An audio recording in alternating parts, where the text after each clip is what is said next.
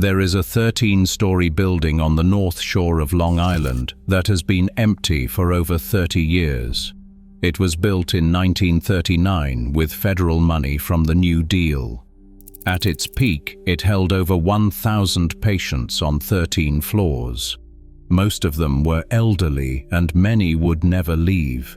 The windows are gone, the hallways are covered in graffiti, and vines are slowly climbing the exterior walls. Patient beds are still sitting in the basement. This building was the largest structure on a campus that once held over 9,000 people and operated its own railroad, its own power plants, and its own fire department. The institution was called Kings Park, and it was built to be the opposite of what it became. To understand how a place designed as a small farm ended up with a 13-story tower, you have to go back to Brooklyn in the 1880s. Kings County had one facility for the mentally ill, the lunatic asylum at Flatbush. By the early 1880s, Flatbush was in crisis. Patients were packed into basements. Frame buildings that were never meant to house anyone had been converted into makeshift wards. An investigation in 1893 later described the food as unfit for human consumption. There was never enough clothing. The medical staff were overwhelmed. Dr. John C. Shaw, the superintendent at Flatbush, had been begging for relief for years. His solution was simple: buy farmland somewhere far from the city and move patients there, somewhere with open space, clean air, and room to breathe. In 1885, Kings County purchased 873 acres of woodland and farmland on Long Island's North Shore at a place called St. Johnland. That fall, 55 patients were loaded onto wagons and transferred from Flatbush to 3 temporary wooden buildings on the new property. That was the beginning of what would become Kings Park. The idea behind the new facility was called the cottage plan. Instead of one massive building holding hundreds of patients, the grounds would be dotted with small, low-rise cottages. Patients would work the land, grow their own food, and sew their own clothes. Fresh air and physical labor were considered therapeutic. The whole point was to get away from the towering urban asylum where patients sat in hallways with nothing to do and no room to move. Kings Park was supposed to be different, and for a while it was. Within a few years, the farm was producing most of the institution's own food. There was a cow barn, a piggery, and a butcher shop. A bakery turned out loaves for thousands. A tailor shop made the patients' clothes. The Long Island Railroad built a spur line directly onto the grounds, bringing coal for the heating plant and visitors on Sundays. Families would ride the train from Brooklyn, stop at a bar near the station, and then walk onto the campus to see their relatives. Kings Park had its own firehouse, its own power plant, its own laundry. A former ward attendant who spent decades working there later said that if there was one place in the country not affected by the Great Depression, it was Kings Park. But every year, more patients arrived than left, and every year the cottages got a little more crowded. But even in those early years, the problems had already started. The county politicians who controlled the budget treated Kings Park like a piggy bank. An 1893 investigation found that $80,000 had been spent on a cow barn that was worth maybe $10,000. 11 million bricks were used to fill an excavation and build to the county as construction work. Hundreds of barrels of cement were ordered for road work, then dumped when the delivery barge conveniently sprung a leak. Every doctor who complained about the corruption was removed from his position. Meanwhile, patients were still living in the temporary wooden buildings that Shaw had begged to replace a decade earlier. The investigation concluded that the standard of care at Kings Park was very much below that of any other facility in the state.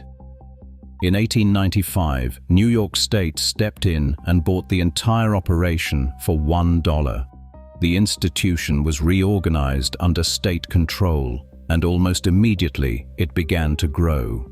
By 1900, Kings Park held nearly 2,700 patients and employed over 400 staff. It was already larger than the entire surrounding town. In fact, the town had changed its name 6 years earlier.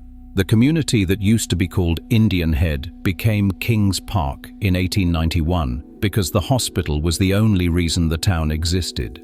Nearly everyone who lived there either worked at the institution or had a family member who did. New buildings went up year after year. Brick wards replaced the old frame cottages. Tuberculosis pavilions were added. By 1912, the campus held roughly 4,000 patients, and the construction showed no sign of slowing down. In 1923, Governor Alfred E. Smith pushed the state legislature to fund something that had never existed before, a state-run psychiatric facility built specifically for military veterans.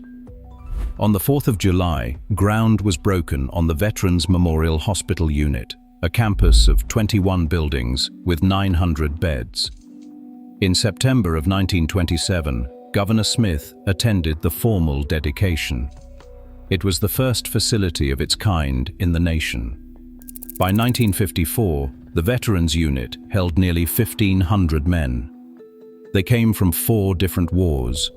Among them, according to the hospital's own records, was a single patient who had served in the Indian Wars. That conflict ended in the 1890s. This man had been living inside Kings Park for the better part of 60 years. His war was over before most of the buildings around him had even been constructed. The Veterans Unit was not the only thing that grew. In 1939, with funding from the Works Progress Administration, Kings Park completed the building that still stands over the campus today. Building 93. It was a 13-story geriatric infirmary, 159 feet tall, with over 1,200 beds. It was designed to house the elderly and the chronically ill. It was not, despite what the internet will tell you, a facility for experimental procedures or lobotomies. It was a warehouse for old people who had nowhere else to go.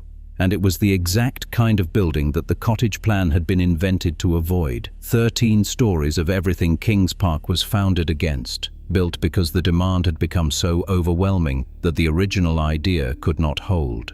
By 1954, Kings Park reached its peak. Over 9,300 patients lived there.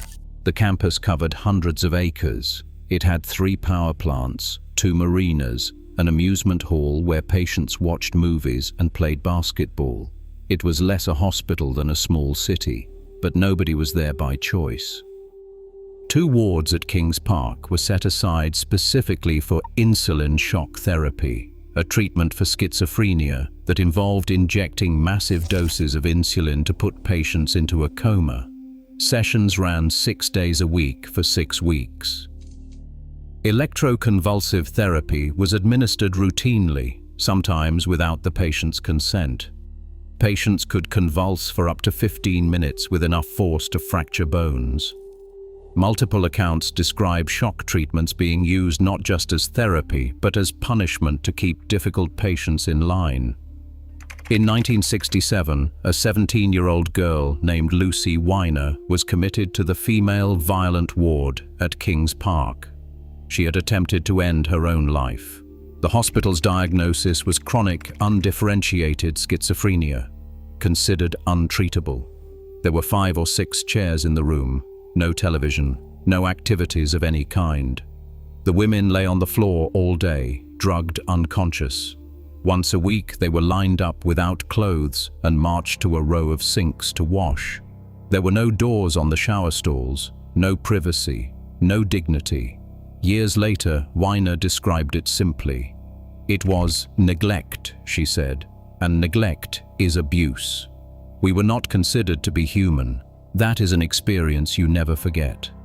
In 2011, a former patient returned to Kings Park with a film crew and made a documentary called Kings Park: Stories from an American Mental Institution.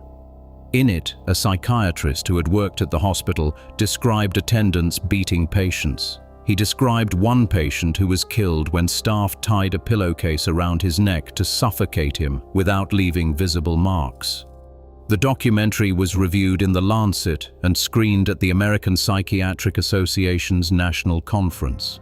The account has not been independently verified, but the psychiatrist who told it was visibly shaken by the memory decades after the fact.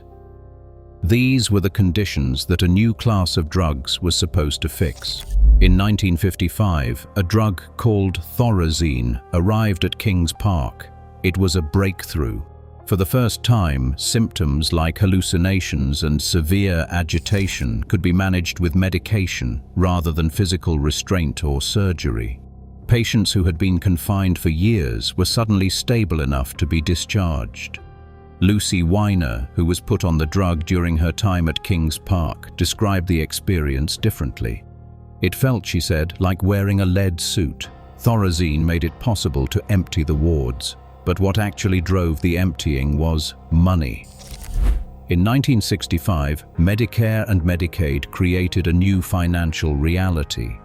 The federal government would not reimburse states for psychiatric care in large institutions, but it would pay for patients in nursing homes. Suddenly, it was cheaper to move patients out than to keep them in.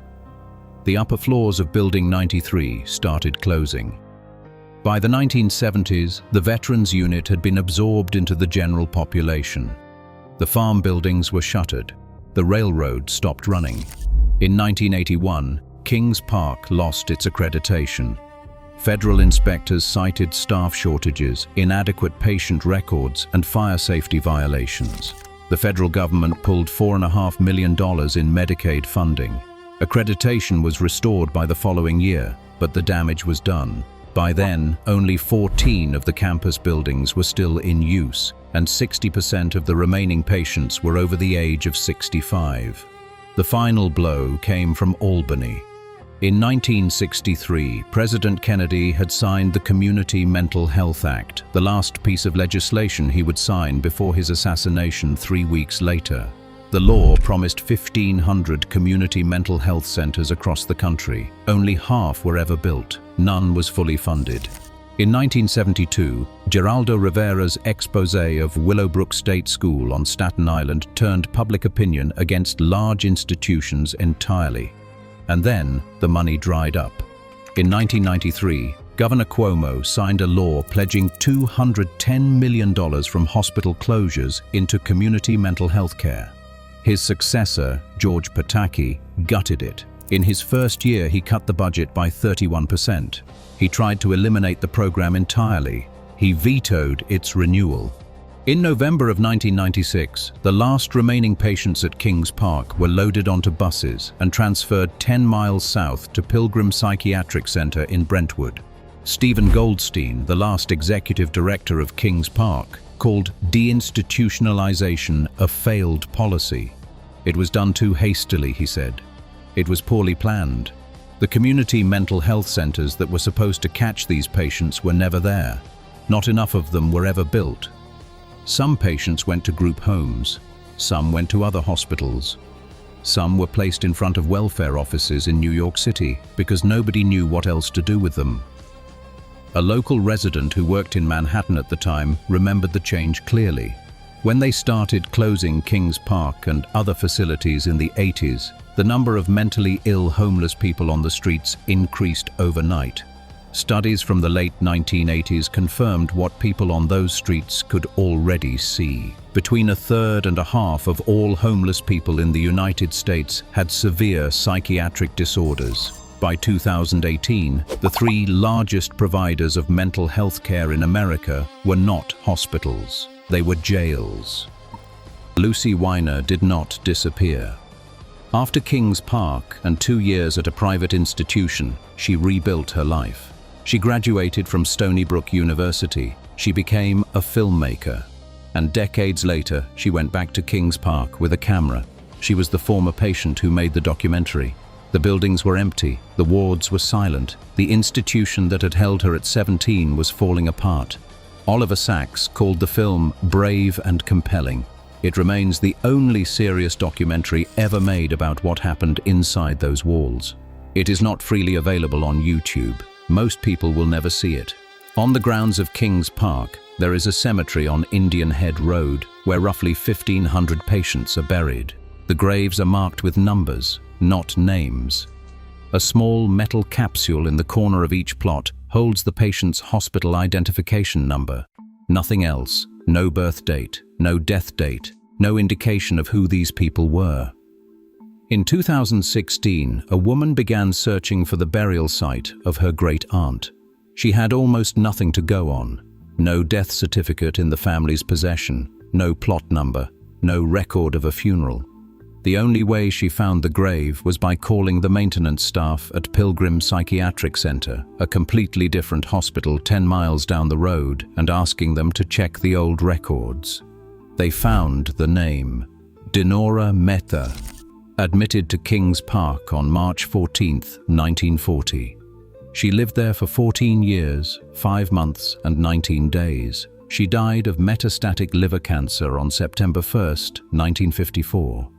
No family member was present during her final illness. Nobody came to claim her body. She had been buried under her hospital number in the cemetery on Indian Head Road, and she had been there for over 60 years before anyone came looking. A New York state law passed in 2016 was supposed to help families find their relatives, but it allows names to be released only to cemetery organizations and only for the purpose of inscribing grave markers. No public database was created, no searchable index. The people buried at Kings Park are still, for the most part, identified only by numbers. Today, the grounds are part of Nissequogue River State Park. Hikers walk the trails where patients once farmed. The old railroad spur has been converted into a bike path. York Hall, the colonial revival auditorium where patients once watched movies and staff danced on weekends, was added to the National Register of Historic Places in 2023. Preservation groups are fighting to save what is left. Building 93 still stands, 13 stories above the tree line, visible for miles. Vines are climbing the walls, the windows are empty, the beds are still in the basement. Kings Park operated for 111 years. It started with 55 patients on a farm and ended with buses carrying the last residents to another institution down the road. The town still carries the hospital's name. The buildings are still standing, and somewhere on Indian Head Road, 1,500 people are waiting for someone to come back and say who they were. If you think the names of the patients buried at Kings Park should be made public, or if your family has a personal connection to this institution, say so in the comments. These are not just people, they were people, and the only thing keeping their stories alive is someone being willing to tell them.